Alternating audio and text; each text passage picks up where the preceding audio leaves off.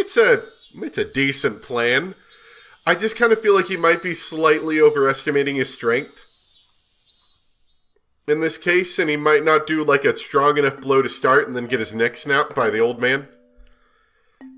Disposing of the corpse. The ultimate way not to create a beginning was to not let the corpse be found. It was even more important than killing him. Thinking on it vaguely, the first thing that came to mind was the swamp. Onikafuchi, the dreaded bottomless swamp revered even now, that appeared in the legends of Onikafuchi Village. See, I'm just thinking here, have we even talked about... We're talking about, where to move the corpse, but have you even thought about how? You know, this is a grown man. He's probably 200 pounds or something, right? Can you lift 200 pounds for any considerable period of time? And then moreover, can you, transport it inconspicuously? Your transportation is foot or bike. I'm gonna guess you're gonna have a lot of trouble lugging that around on foot, and you're probably gonna have just as equally amount of trouble getting that thing hitched to a bike. So, this seems like a fairly difficult proposition to take on alone, and bringing anybody into it takes away the chance of there not being a beginning. Yes, the swamp called Onikafuchi was here first, and then the village took its name to become Onikafuchi Village. In other words, this swamp was the origin of Onikafuchi Village. No one, no matter who it was, would float back to the surface of this bottomless swamp. Everyone would be swallowed down into the land of the demons below the earth. That was how the stories went. If I was trying to copy Oyashiro-sama's curse, then I felt that theory demanded I discard the remains and the weapon into the swamp. But they may have said it's bottomless, but I didn't actually know. And people say large creatures like humans produce a lot of gas when they rot, granting a lot of buoyancy. That was why using fairly heavy objects to hold them people down didn't work. Yeehaw! Come to think of it, with the curse the year before last, Rika-chan's mother drowned herself in the swamp. And the criminal behind the dismemberment that went missing the year of the first curse too. It was rumored he tried to discard the body in the swamp and actually drowned in it. I'd never heard of the corpse coming back up, or them finding it. Then shouldn't I choose to discard the corpse there too? I could discard the weapon there. And then, for example, if her uncle came out on a motorcycle and attacked, it would be convenient to get rid of the bike too. I knew that Satoka's uncle generally used a motorcycle for transportation. But, as for the corpse, after a lot of worrying, I decided not to discard the corpse in the swamp. The drowning, suicide, and accident were both rumors. Nobody knew if they'd actually happened. There were no lack of false rumors about the drowning suicide anyway, and it was possible the murderer hadn't drowned there and was still on the run. That meant no one had ever confirmed a corpse being dropped in there and then not coming back up. Then what would I do with the body? I thought it might be interesting to go with the first incident, cut him to pieces and hide him. But the preparation and work for dismembering a human body would be difficult given the amount of time I had. However, it would be a little more feasible to transport that than, say a whole body in a body bag, or however you planned on doing that. With that out of the question, I arrived at the conclusion to go with the more orthodox method of burying the body. Then where would I bury it? Was a question related to where I would kill him. Of course, I wanted to keep my time and proximity to the body at a minimum. With that in mind, I would want to dig the hole to dump the body in beforehand, and to make the location of the act and the hole close together. The choice of where to plan the crime, that I needed to be absolutely careful and thorough with. It had to be somewhere no one would witness it. In a place with hiding places for a sneak attack. I could dig a hole for the body right there. I go over the possibilities in my head of the various destinations her uncle would head to from Satoku's house. I imagined a map of the area in my head, and then found a place that fulfilled those conditions so easily, it was almost unbelievable. So, here's the problem. I feel like the first thing that investigators would do, like, our idea is that he's not going to get found, but surely somebody's going to say something. You know, he's connected to Satoko, who might say something, I don't know. But he's also got some friends. Like, it's not true that nobody likes him. Like, he had friends over one time and yelling at Satoko to get him their beers or whatever, I don't know. So, somebody's going to notice this. And when somebody notices it, they're going to tell the police. And what are the police going to do? Well, they're going to say, let's check the residence. Let's check routes he normally heads on. You know, that kind of thing. I feel like trying to lure him to a place he doesn't normally go would be a much better solution. But, I guess I'm not murdering somebody's uncle. A bit of a back road that went through the woods. I didn't think her uncle would go deeper into the mountains of Yagochi on a whim. If he was going somewhere, he'd pass through these woods first. And nobody used this back way unless they had something to do with Satoku's house. Or one or two other places. This path was fantastically ideal, as few people used it. I would wait for him, in these woods. Would an ambush actually be possible? I went into the trees and tried really hiding myself in a few places. It was extremely quiet. My senses could be sharpened here, to their maximum amount. I didn't know when he'd come, but I'd wait right here for Satoku's uncle. I actually had some trouble coming to that decision. The question arose of whether I should somehow call the man out. Was there a risk I'd be taking by luring him here?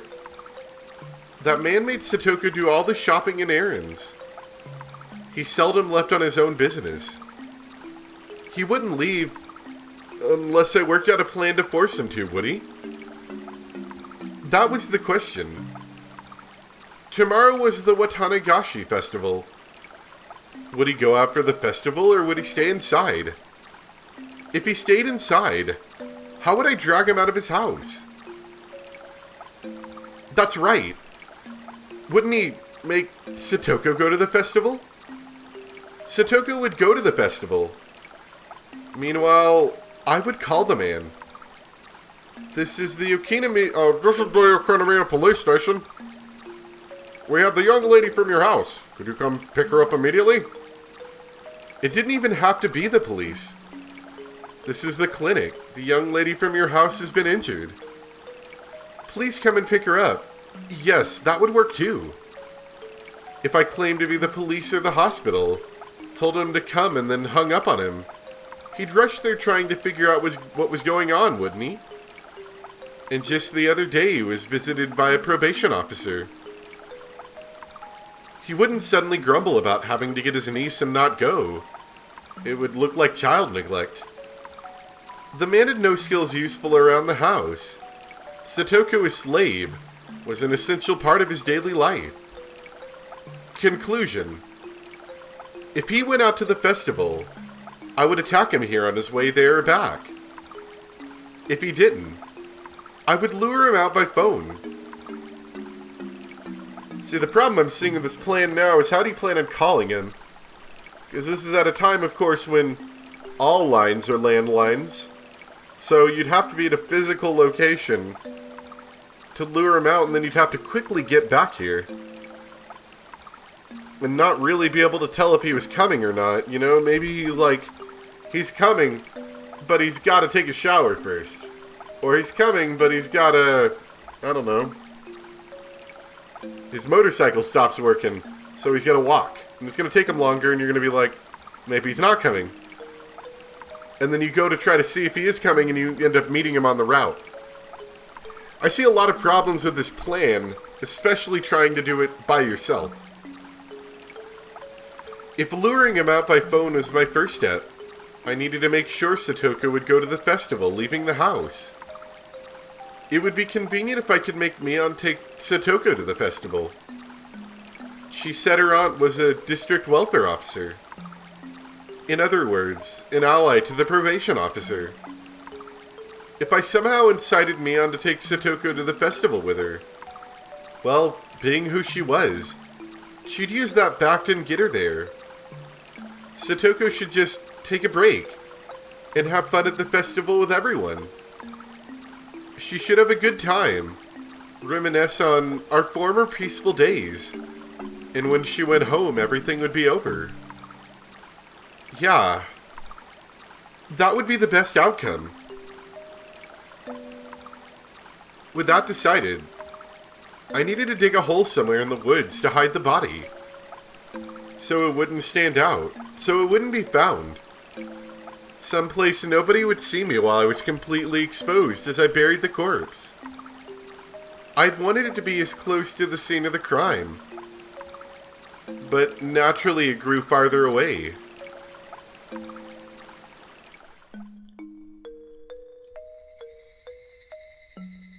Deep in the bosom of the Black Forest, the voices of the Higurashi were the only sounds here, informing me that people shouldn't indiscreetly set foot in this place. Digging a hole with so many tree roots crawling around the ground would be far more difficult than I'd envisioned. I snuck a gardening spade out here in my bag, but that wouldn't be enough. Still, as I looked into various approaches, I managed to find a place I could dig into. Tomorrow I'd bring a real shovel from the storeroom at home. I'd manage with that. I wondered how big a hole would have to be to fit a human all the way into it. I'd probably have to dig pretty deep down. But if I was slipshod in these efforts, I'd let a beginning occur. I absolutely couldn't allow that. Use any amount of time you need to. I mustn't spare any effort to utterly erase him. I glanced at my wristwatch. 1,500 seconds. It was a little past 6. This is probably all going to get done here for today. All I was going to get done here for today. I really wanted to dig the hole in advance tonight, even if it got dark out. But Mom would be upset if I stayed out that late. It wouldn't be good to come off as suspicious to my parents. I needed to go back home and give Mion a call soon. I needed to get her to promise Satoko to take her by tonight. After that, today would be done. Done. Would it be, though? Was this really everything I could do to prepare right now? I decided where to kill him. I decided how to kill him. I decided, of course, how to dispose of the body. I didn't decide on a time, but I'd play that by ear. It doesn't matter. I didn't have a way to decide that. Was that really all? Was this really all right? Have I overlooked anything? Would this really go how I planned? After all this, worries started welling up one after another. It was only natural I'd be anxious. This would be the first and last big job of my lifetime. I could not allow failure, and I had no experience, as this was my first time. I didn't have the know-how, the knack, so it was only natural I'd be anxious. The dark clouds of unease told me doing nothing would be the easiest way, a truly pathetic suggestion this late in the game. Have you forgotten how miserable Satoko looked? From the outside, it may have looked like I was resolute, but deep in my heart, my knees were shaking loudly. I've never actually won a single fight to my satisfaction. Could I really kill someone? I may have been planning an ambush, but my enemy was large and far older than me. That's what I'm saying. That's the worst part of this. He had a scary face. Scary. And it looked like he was well accustomed to fighting. Could I have All the pieces before and after the murder were perfectly planned. But was the actual murder the most important part? What unsettled me the most? All of my preparations, all of my perfectly concealed machinations, if I didn't successfully murder him, they amounted to nothing. Dang it! After coming this far, you're pathetic, Keiichi Maibara. If you start to have these kind of second thoughts, your ulterior motive will be obvious. Let's go home. Go home and calm your mind. Tomorrow will be a juncture in your life, the likes of which graduation, employment, marriage, and childbirth couldn't hold a candle to. A day of murder. To kill someone. For someone else's sake. With that day behind us, we would take it back again. Those mild, spring-like days we never thought would stop. Those safe, peaceful fun times. I pedaled my bicycle hard to get back home. I felt somehow unsteady. Like my body and soul weren't in alignment. A subtle shift between where the tips of my hands and feet really were, and where I felt them to be. My vision was a little distant and narrow, as if the greatest barrier I risked my future life on had nothing to do with me. An unreal sensation. How could I put it? Everything was so far away. Fine. Feel your unease permeate you, Keiichi Maibara. If that will turn your timidity into meticulousness and allow you to act with greater caution, then it's actually an important emotion to feel. This feeling I had never went away that night.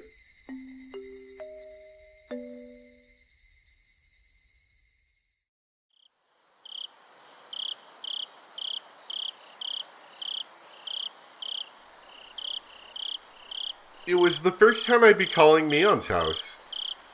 I searched for in the phone book the school gave me, then dialed a short phone number, the kind unique to remote places. It was around dinner time. She would probably be home. But just as I started to think nobody would respond, someone finally picked up the receiver. Hi, 園崎です。Moshi mosh. 夜分遅くにすみません。Moshi mosh. ミオンか？どちら様です？俺だよ、ケイイチだ。ああ、ケイちゃんか。何こんな時間に。She seemed to be in a weirdly good mood, and she drew her syllables out. Right. It's the night before tomorrow's festival, so she's probably with her family having some drinks. 悪いな、こんな時間に。今、時間は大丈夫か？うん。何？サトコのことなんだけど。Yeah, I don't know. I just feel like you're starting the beginning right now. You're gonna get yourself caught by all this. I heard her draw on a small breath on the other end. サトコ、大変なことになっちゃった。Don't worry, I've got a plan. 大丈夫かな？ The scent of sake had completely disappeared from her voice. 大丈夫なわけないだろう。お前も見ただろ。あれ。あんな擦り切れるまでにいじめ抜かれて、俺たちはあんなになるまでずっと見捨ててきた。We didn't fail her? みんな助けようとして必死に考えてたよ。でも結局何も思いつかなかったし、サトコを救えたわけじゃないだろう。結局あんなになるまで俺たちは何もできなかった。そうだね。私は結局見てただけかも。だからさ、せめて一夜くらい遊ばせてやろうじゃないか。遊ばせるって。Well, this is a good plan, Keiichi. I like where you're going with this. あいつもいろいろと参ってるのわかるだろう。だからさ、明日の綿流しのお祭りにあいつを連れて行ってやってほしいんだ。それは構わないけど、どうして？どうしてって、せめて祭りの夜くらい息抜きさせてやりたいじゃないか。たとえ一夜でもあの意地悪なおじの元から離れられるなら、短い時間でもきっと聡子は喜ぶ。だから、どうして